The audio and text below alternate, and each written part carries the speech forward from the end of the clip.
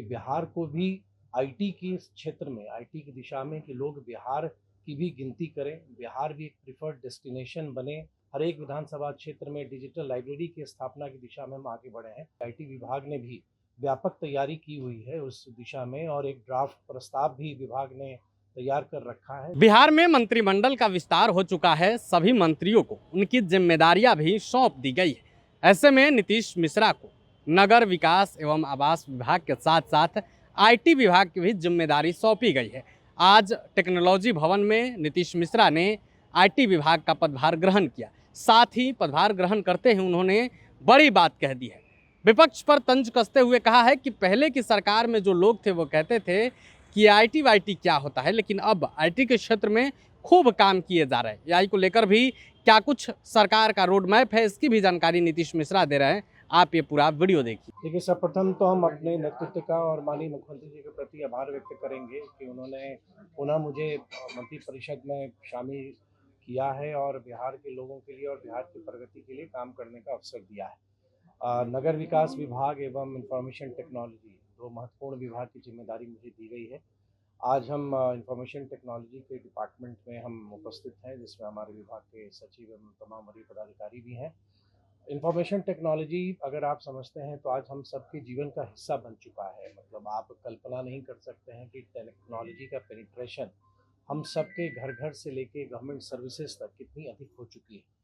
तो मेरी ये जवाबदेही बनेगी कि सरकार की जो महत्वाकांक्षी योजना है और वैश्विक स्तर पर ग्लोबली जिस तरह से टेक्नोलॉजी में लगातार एडवांसमेंट हो रहा है, तो इंफॉर्मेशन टेक्नोलॉजी के माध्यम से एक तो बिहार सरकार की जो विभिन्न विभागों की ज़रूरतें हैं, जो टेक्नोलॉजी बेस्ड नीड्स हैं उनकी, जिसके माध्यम से वो गवर्नमेंट सर्विसेज को डिलीवर करेंगे, एक तो वो बहुत बड़ी जवाबदेही है इस विभाग की।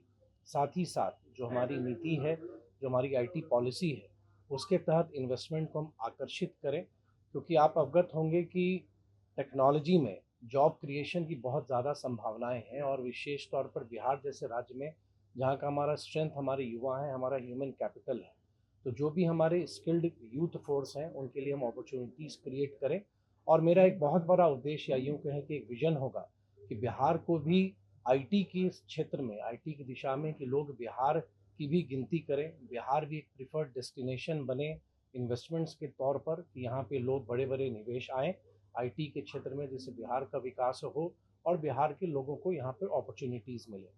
एक दौर वो भी था जब बिहार ने देखा था, जब यहाँ का नेतृत्व कहता था कि आईटी वाईटी क्या होता है। वहाँ से उस रेमिंगटन टाइपराइटर से बिहार की यात्रा जब 2005 में एनडीए की सरकार बनी, तत्कालीन मुख्यमंत्री नीतीश कुमार जी के नेतृत्व में, आज वहाँ से हम विश्वान से लेके सेकलैन से लेके आज हम आर्टिफिशियल इंटेलिजेंस की भी बात हम करते हैं। हर एक विधानसभा क्षेत्र में डिजिटल लाइब्रेरी की स्थापना की दिशा में हम आगे बढ़े हैं। तो बिहार का जो ये जर्नी है, बिहार का जो ट्रांसफॉर्मेशन है, उस ट्रांसफॉर्मेशन को तीव्र गति से हम आगे बढ़ाएंगे, यही मेरी कोशिश होगी। एआई को लेकर सर क्या योजना है?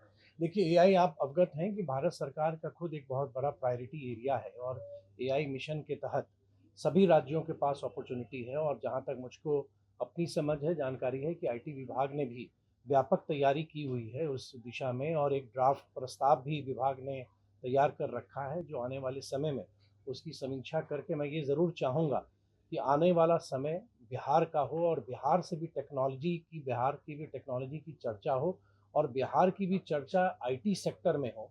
और आप इस बात से भी सहमत होंगे कि बिहार की बहुत सारी प्रतिभाएं देश स्तर पर और वैश्विक स्तर पर काम कर रही हैं। उन सब की इच्छा है कि बिहार भी आईटी सेक्टर में बिहार का नाम हो, बिहार भी आगे बढ़े। सर, कल जो प्रधानमंत्री ने कहा है देर रात को कि अब वर्क फ्रॉम होम जैसी जो सुविधा है वो फिर बहाल करना चाहिए, क्या होता है बिहार में भी इसकी मांगें बढ़ रही है? नहीं देखिए, एक तो ये वैश्विक नीति को लेकर नहीं देखिए, एक तो ये पोस्ट कोविड तो ये एक परिचालन हो ही चुका है, कि अभी भी आप देखेंगे कि बड़ी बड़ी कंपनियां अपने कर्मचारियों को ये अवसर देती हैं कि वो चाहें तो वर्क फ्रॉम होम कर सकते हैं।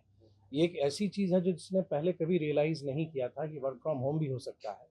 या जितने मीटिंग्स होते हैं जो फिजिकल मोड में होते थे, वर्चुअल मोड में होने लगे हैं। तो वो भी एक बहुत बड़ा बदलाव हुआ है, और आदरणीय प्रधानमंत्री जी की सोच सही है, जो उन्होंने कहा है कि जो भी ग्लोबल क्राइसिस है, जो ग्लोबल सिचुएशन है, उसको देखते हुए अगर ये हम एनकरेज करते हैं तो वो बेहतर होगा।